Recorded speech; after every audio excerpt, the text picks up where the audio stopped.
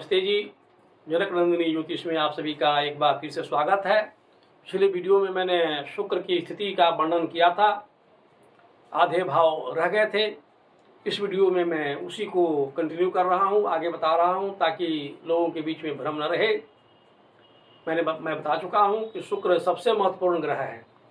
कहाँ पर क्या होगा नहीं होगा इसका वर्णन है। मैंने 5वें भाव का तक वर्णन किया था। अब 6ठे भाव में यदि शुक्र हो तो 6ठा भाव में शुक्र हो तो क्या होगा। देखिए, 12वां भाव में सबसे महत्वपूर्ण माना गया था। मैंने पिछली वीडियो में कहा है, अद्भुत है, राजयोग है। ठीक सामने विरोधी उल्टा उल्टा उल्टा।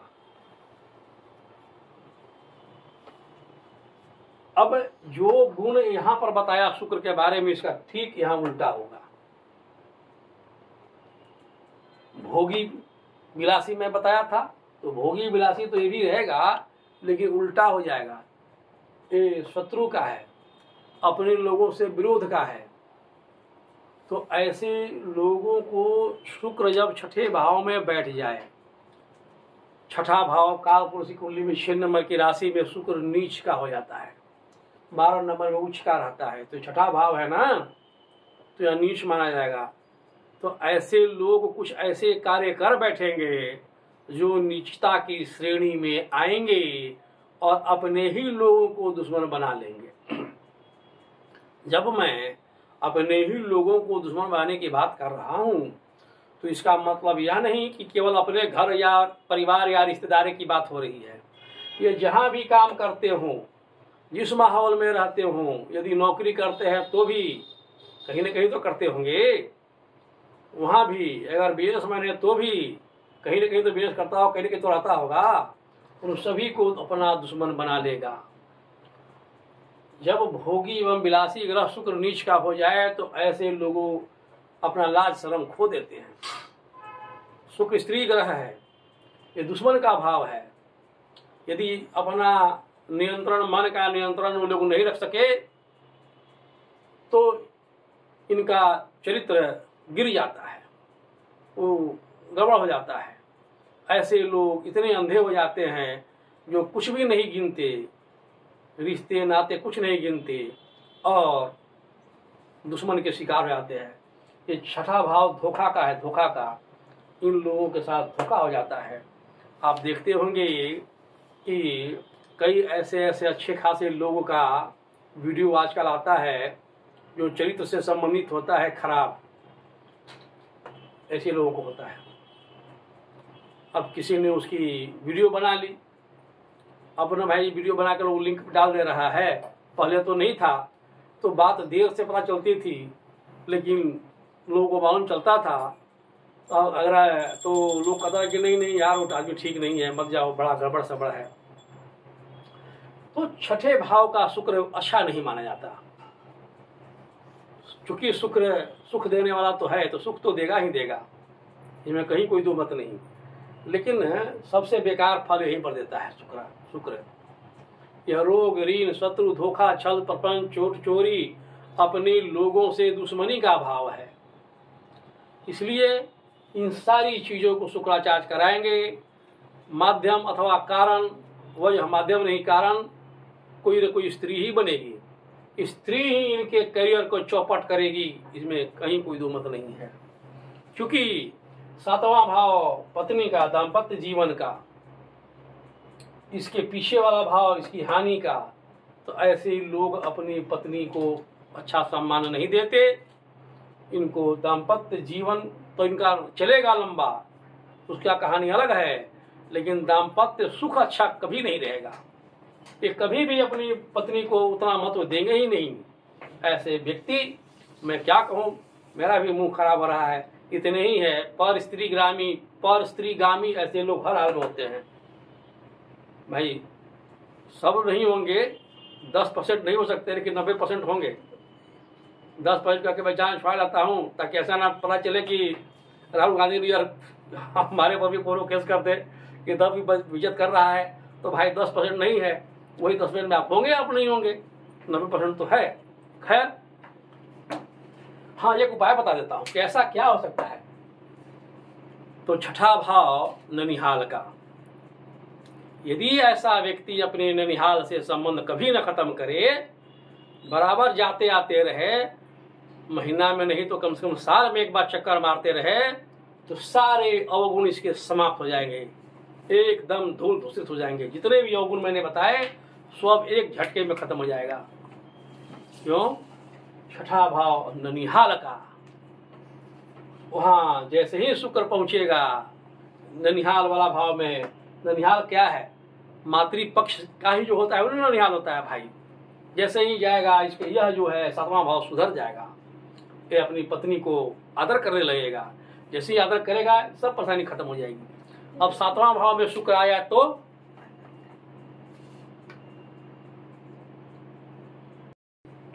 जब सातवें घर में शुक्र बैठ जाए, तो कोई भी राशि हो, सातवां घर में शुक्र बैठा हुआ है, अद्भुत योग है, अद्भुत योग है। यह भोग का स्थान है, यह दाम्पत्य जीवन का स्थान है, दाम्पत्य सुख का स्थान है, भाग्य से लाभ का स्थान है, एग्रीमेंट का, पार्टनरशिप का स्थान है। यहाँ पर शुक्र का बैठना अद्भुत योग है, अद्भुत योग है। व्यापार किस लिए लोग करता है? धन कमाने के लिए, अपूर्व धन की प्राप्ति। शुक्राचार्य का यहाँ बैठना इस बात का प्रमाण है कि जिसके सातवें घर में शुक्र बैठा हो वो अनेकों तरह से कार्य करेगा और उसको धन की प्राप्ति होगी। कुछ कमी है इसमें, ये तिकड़मबाज होते हैं, शुक्राचार्य तिकड़म लगाते हैं। थोड़ी सी कमी यह है कि ऐसे लोग व्यापार, बिजनेस, धन कमाने के मामलों में इतना लिप्त हो जाते हैं कि अपना मान मर्यादा तक भी खो देते हैं। सकल कर्म करी थकहि गोसाई, तो ऐसे लोग सारा कर्म कुकर्म कर बैठते हैं। इसीलिए चूंकि यह दाम्पत्य जीवन का भाव है, पति पत्नी का भाव है, तो ज्योतिष विद्वानों ने वैवाहिक जीवन पर चर्चा करते हुए यह बात को कहा है कि यदि शुक्र सातवें घर में बैठा हुआ है तो उस व्यक्ति का जीवन तो निसंदेह सुखी घर में सुखपूर्वक गुजरेगा, उसका ससुराल भी धनी होगा, ससुराल में भी उसको संपत्ति मिलेगी, सुख भोग करेगा। लेकिन शुक्र भोगी है, कामी है, तो ऐसे लोग भोगी एवं कामी होते हैं, विलासितापूर्ण जीवन व्यतीत करते ही करते हैं। इसमें इतना डूब जाते हैं कि अपना घर परिवार की चिंता इनको नहीं होती है।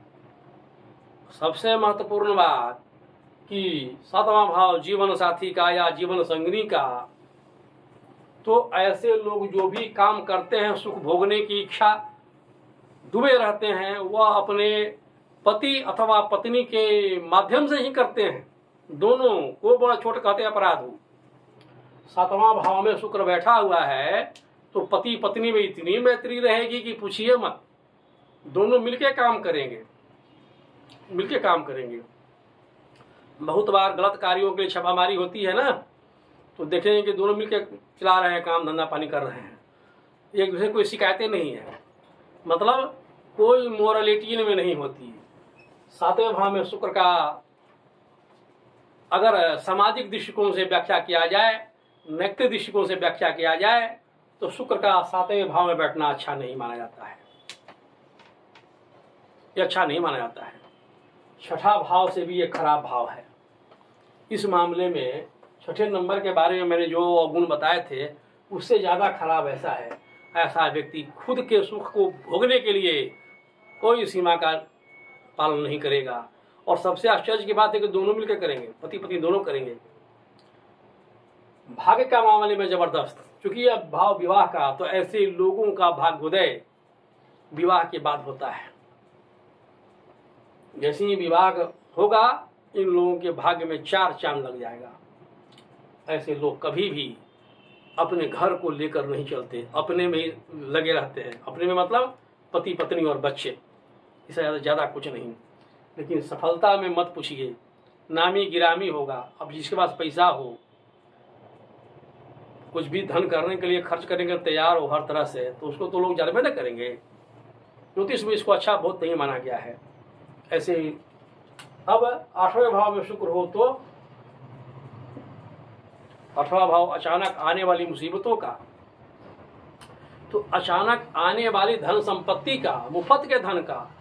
मुफ्त का धन मतलब बीमा से धन, खानदानी धन, ससुराल का धन, डूबा हुआ धन, गड़ा हुआ धन, थाती का धन, बिन मांगले कुछ मिल जाए, मुफ्त का धन। शुक्राचार्य यहाँ जब बैठ तो मिलते रहते हैं, अपना धन हो या न हो, लेकिन अन्य लोगों से ये इनके प्रकारे ना, क्योंकि 6ठा भाव कर्जा का और 8वां भाव वृद्धि का। तो जब शुक्र यहाँ बैठेगा तो कर्जा में ये लोग बने रहते हैं जीवन भर। 6ठे भाव से तीसरा होने के कारण 6ठा भाव कर्ज का, 8वां भाव वृद्धि का, तक कर्ज में वृद्धि होती रहती है। तो जिस किसी भी व्यक्ति की कुंडली में 8वें घर में शुक्राचार्य बैठे हुए हों तो उनको कर्ज की स्थिति का सामना करना ही पड़ता है, बराबर कर्ज लगा रहेगा। और उसके माध्यम से, चूंकि शुक्र का काम ही है सुख भोग कराना, तो शुक्र सब कुछ देगा, सब कुछ देगा। इसकी दृष्टि धन भाव पर, धन, यश, मान, पद, प्रतिष्ठा, सफलता सब कुछ देगा, लेकिन कर्ज की स्थिति बनी रहेगी। शुक्र प्रेम के देवता हैं, प्रेम के देवता हैं, तो इसको अपने परिवार से प्रेम रहेगा। क्योंकि ये परिवार का भाव है, रिश्तेदार का भाव है, तो अपने परिवार का, परिवार में भेद है। शुक्राचार्य मैंने बताया 7वें घर में कि ये घर संभाल के नहीं चलते। शुक्र की ये स्थिति सब जगह पर, जितना जो बताया वो सबको लेकर चले, ऐसा ना होगा। तो इनको, इन लोगों को परिवार से लगाव रहता है। किसके से? परिवार में जब तक अगर माता पिता भाई बंधु, वहाँ से ये ससुराल का, तो ससुराल में किसके? पति पत्नी अथवा बच्चे, यही, बाकी का नहीं। ज्वाइंट फैमिली के लिए खतरनाक बात है शुक्र का। ऐसे लोगों को अचानक ही, क्योंकि शुक्र स्त्री ग्रह है, इसलिए महिला से इन लोगों को कम पटती है। ऐसे लोगों को महिला मित्र से धोखा होता ही है। ऐसे लोगों को अपने जिससे लगाव हो उसका सुख नहीं मिल पाता। अगर मान लेते हैं, लीक से थोड़ा हटकर बता रहा हूँ, क्योंकि मैंने चर्चा की थी कि शुक्र प्रेम का देवता है, तो प्रायः ऐसे लोगों को जिससे लगाव हो उसका सुख नहीं मिलता। अगर विवाह की बात करें तो ऐसे लोगों को प्रेम विवाह संभव नहीं है। क्यों नहीं है? क्योंकि प्रेम का भाव चौथा, तो चौथा से सॉरी पांचवा, अब पांचवा से गिनेंगे तो 1 2 3 4, चौथा भाव, हर भाव से चौथा भाव सुख का। शुक्र अच्छी स्थिति में नहीं है, ये सबसे बेकार भाव 8वां भाव है, तो ऐसे लोगों को नहीं होता है। यहाँ पर सबसे बड़ी विशेषता यह है कि शुक्राचार्य अमृत तत्व अथवा अमृत संजीवनी विद्या के जानकार हैं। तो ऐसे लोग दीर्घायु होते हैं। ऐसे लोग यदि तंत्र मंत्र है या मंत्र का जप करे तो उसका फल अवश्य एवं शीघ्र प्राप्त होता है।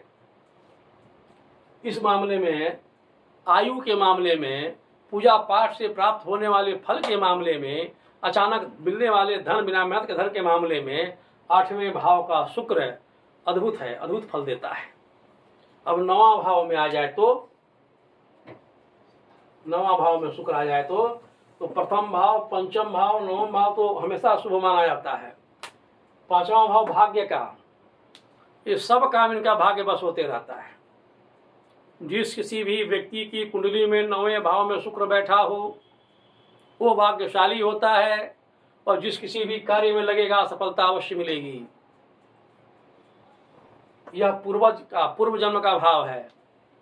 ऐसे व्यक्ति पूर्व जन्म में महाधनी रहे हुए होंगे, अति धनी रहे होंगे, लेकिन जब यहां से गिरेंगे तो 8वां पड़ता है सुख भाव। तो पैसा पूर्व जन्म में इन्होंने अपना धन को बर्बाद कर दिया होगा ऐसे मौज में।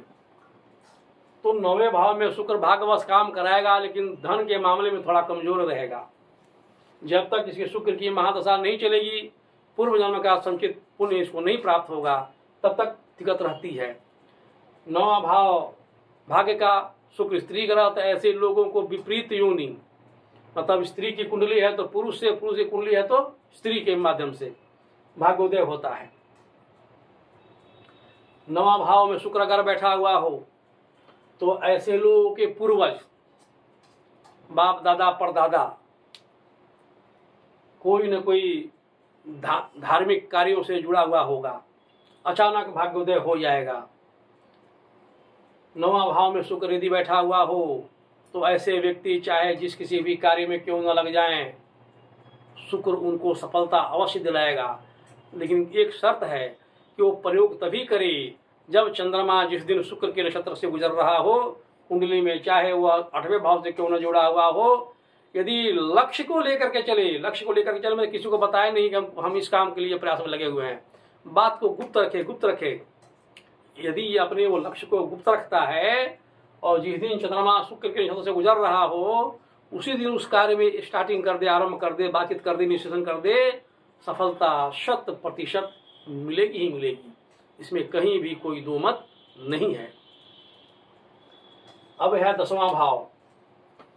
यहाँ पर शुक्र बैठा हो तो कर्म का भाव है। शुक्र अद्भुत है। मैंने बोला था कि IAS वही बन सकता है जो शुक्र के सामने 5, 6 या 10 हो। 10वां भाव यही है, भले ही 5 नंबर लिखा हुआ है लेकिन भाव 10वां यही है। यही है शासन सत्ता का। शुक्राचार्य टॉप गियर में रहते हैं।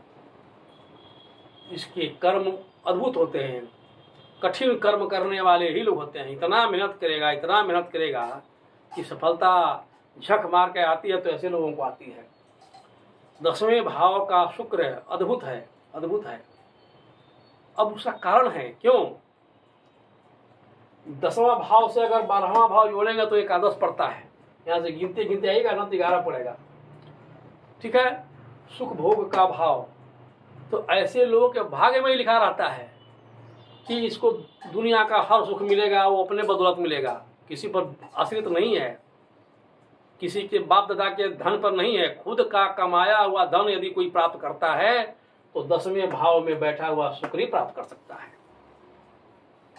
किसी भी व्यक्ति की कुंडली में 10वें भाव में शुक्र को देख लीजिए तो आप समझ लीजिए 10वां भाव पिता का, तो इसको तो एक तो बैठे बिठाए उद्योग धंधा मिल जाएगा जो पिता के या दादा के द्वारा हो, लेकिन इसका मतलब यह नहीं कि वो उसी पर जीवन व्यतीत करेगा। यह कर्म का भाव है ना भाई। जैसे ही शुक्र की महादशा चलेगी अपने बाप दादा के द्वारा जो भी उसको प्राप्त हुआ होगा उसको कई गुना आगे बढ़ा देगा। अगर कुछ नहीं मिला है, गरीबे घर में जन्म हो गया तो क्या करेगा, गरीबी नहीं मिलेगा। तो भी यदि शुक्र यहाँ पर आ गया है बैठा हुआ जन्म के समय में, तो वह व्यक्ति अपने बाहुबल से, अपने मेहनत से महाधनी बनेगा ही बनेगा। क्योंकि 10वां घर ही शासन का, सत्ता का, सरकार का, राजनीति का, सरकारी अधिकारी का, ऐसे लोगों का संबंध बड़े बड़े उच्च अधिकारी से होता है, शासन सत्ता के शीर्ष केंद्र में बैठे हुए लोगों से होता है। ऐसा व्यक्ति अगर राजनीति में उतर जाए तो अचानक ही शानदार सफलता मिलती है। क्योंकि यह कर्म का भाव है तो ऐसे लोग राजनीति में आने से हिचकते हैं, भागते हैं, डरते रहते हैं। संबंध बनाए रखेंगे, उसे काम निकलवाएंगे, लेकिन खुद राजनीति में आना नहीं पसंद करते हैं। क्यों नहीं पसंद करते हैं? कि राजनीति में सूचिता, अपने चारित्रिक विशेषताओं का विशेष महत्व है। एक बार वो खंडित हुई तो कहानी खत्म। यह कर्म का भाव है, शुक्र भोग कराता है, तो ऐसे लोग भी भोग काम सुख के मामले में थोड़े कमजोर होते हैं, लंगोटी के ढीले होते हैं। ये कर्म में ही है, यही डर से वो नहीं आते। कहीं पकड़ा गए, धरा गए तो समस्या हो जाएगी। लेकिन 10वें भाव का बैठा हुआ शुक्र कर्मठ बनाता है, महान सफलता को दिलाता है और अपने बल पर दिलाता है। अब यह है यहाँ पर शुक्र 11वां भाव। 11वां भाव फुलफिलमेंट ऑफ डिजायर्स का, समस्त कामनाओं की सिद्धि का। ये आदमी निकम्मा रहेगा तो ये उसको सब सुख मिलेगा। ये आदमी अगर निकम्मा हो, कुछ काम धाम ना करता हो, तो भी इसको सुख होते ही रहेगा। यह लाभ का भाव है, आमदनी का भाव है। किसी न किसी प्रकार से इन के इन प्रकार ना इसको पैसा मिलते रहेगा खर्च करने के लिए, जो चाहेगा सो होगा। 11 भाव पिता का धन, ऐसे लोग अपने पिता के धन पर सुख करते रहते हैं। 11वां भाव स्त्रियों की सहायता से धन। अब ऐसा कार्य जिसमें स्त्रियों की जरूरत पड़ती हो, जैसे फिल्मी दुनिया वाले होते हैं जिनको शौक होता है, तो फिल्मी दुनिया का भाव 5वां, उसे लाभ का भाव 11वां। यदि शुक्र 11वें भाव में बैठा हुआ हो तो ऐसे लोग भी कलाकार होते हैं, फिल्म प्रोजेक्ट में जाना चाहते हैं, ना तो तुम टीवी कलाकार बन जाए। मतलब फिल्मी दुनिया से ऐसे लोग लाभ अवश्य कमाते हैं, प्रयास तो जरूर ही करते हैं। अगर शुक्र की स्थिति ठीक नहीं हो तो सफलता उतनी नहीं मिलेगी, लेकिन उसमें जाना ये अवश्य चाहेंगे। इन लोगों को चाहिए जिसका 11वें भाव में शुक्र बैठा हो कि घर में नौकरानी रखे, नौकर नहीं। यदि 11वें भाव में शुक्र बैठा हो तो घर में नौकरानी रखे, रिसेप्शनिस्ट रखे, लड़की रखे, औरत रखे, पुरुष नहीं। क्यों भाई?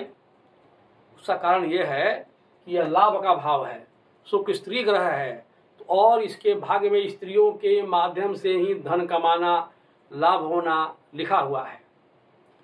इसकी सबसे बड़ी कमजोरी एक और भी है, 12वां भाव व्यय का, और यह भाव 12वां से 12वां पड़ता है, तो ऐसे लोग धन को उड़ा देते हैं, संचित नहीं कर पाते हैं। इन लोग भी लंगोटी के ढीले होते हैं। लेकिन धन की कमी शुक्र कहीं भी हो, किसी भी परिस्थिति में हो, उसकी महादशा आ जाए तब उसको धन देगा ही देगा, उसको सुखमय बना ही देगा। इस बात को आप लोग समझ लीजिए।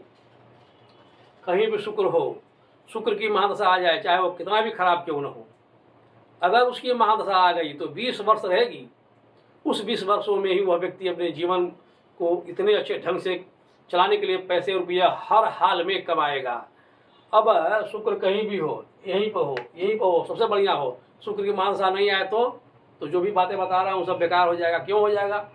क्योंकि जब महादशा ही लंबे समय तक रहती है। अब शुक्र में, शुक्र की अंदर दशा रहती है 3 साल 2 महीने, शनि में 3 साल, राहु में लगभग 3 साल। तो अगर शुक्र की महादशा अगर नहीं आई तो मैक्सिमम 3 साल से ज़्यादा लगातार शुक्र का प्रभाव रहेगा ही नहीं रहेगा। इसीलिए जब शुक्र की महादशा आ जाए, एक लाइन में अगर कहा जाए तो जब शुक्र की महादशा आ जाए किसी भी कुंडली में, या अंतर्दशा आ जाए या पतंतरदशा आ जाए, तो उन लोगों को धन की प्राप्ति होती है, सुखों का भोग अवश्य प्राप्त होता है। अब एक सबसे महत्वपूर्ण बात कि अगर कुंडली में शुक्र की स्थिति जो ऐसा मैंने बताया, तो चाहे नैतिक हो, सामाजिक हो, कुछ भी हो, अच्छी नहीं है तो क्या करें? कोई उपाय सुधारने का तो उपाय तो है। तो शुक्राचार्य माँ भगवती के उपासक हैं। इस बात की जानकारी बहुत कम लोगों को होती है।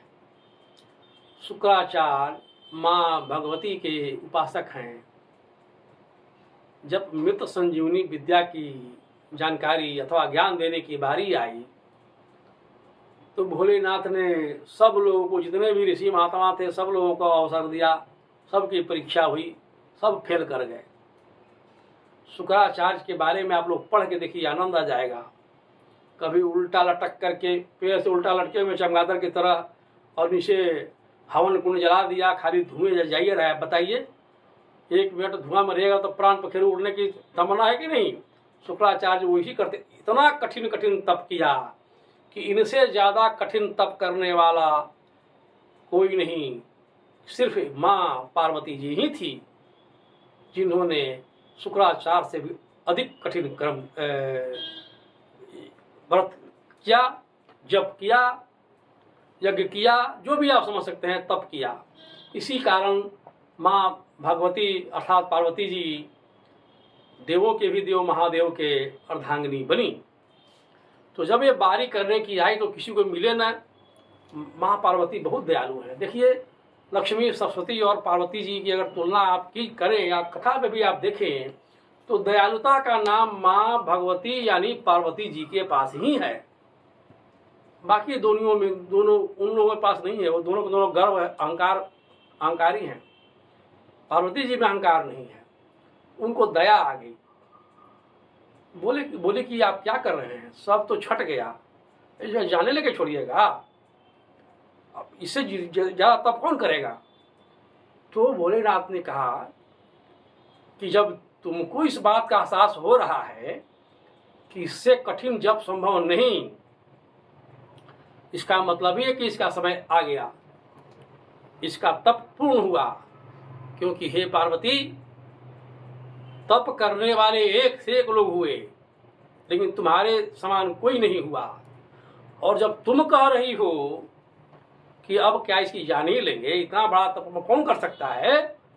तो अधिकारी और ये मरेगा नहीं, तो क्या लग रहा है कि मर जाएगा, इतने वर्ष उल्टा लटका हुआ है, कुछ नहीं हुआ है। इसने अपने प्राण को मुझ में समाहित कर दिया है, कैसे ये मर जाएगा ये। फिर भोलेनाथ पार्वती जी गई और भगवान भोलेनाथ ने मृत संजीवनी विद्या की जानकारी गुराचार्य को दी। देवताओं के गुरु बृहस्पति उनको नहीं मिला, इसीलिए शुक्र को तंत्र मंत्र का अधिष्ठाता माना गया है। मैं क्यों कहानी सुना रहा हूँ, इसलिए यदि किसी को भी अपने व्यसन से, वासना से, काम से, भोग से, विलासता से दूर रहना है तो माँ भगवती की शरण में जाए। क्या करे, नवरात्र चल रहा है, आज नवमी है, नवरात्र करे। अगर भाई चैत वाला संभव नहीं तो कार्तिक वाला में करे, उसमें ठंडा उंडा रहता है, दिक्कत नहीं है। एकमात्र उपाय माँ भगवती की उपासना ही है, जो शुक्र से संबंधित किसी भी अवगुण को, दुर्गुण को पलक झपकते ही नष्ट कर सकता है। जिसको भरोसा नहीं हो वो एक बार नवरात्र करके देख ले कि 1 साल के अंदर उसके मन से जितना भी कलुषित भावना है वो मुक्त हो सकती है। तो आज के लिए इतना ही। यदि मेरा वीडियो अच्छा लगा हो तो लाइक कीजिए, शेयर कीजिए और सब्सक्राइब कीजिए। धन्यवाद।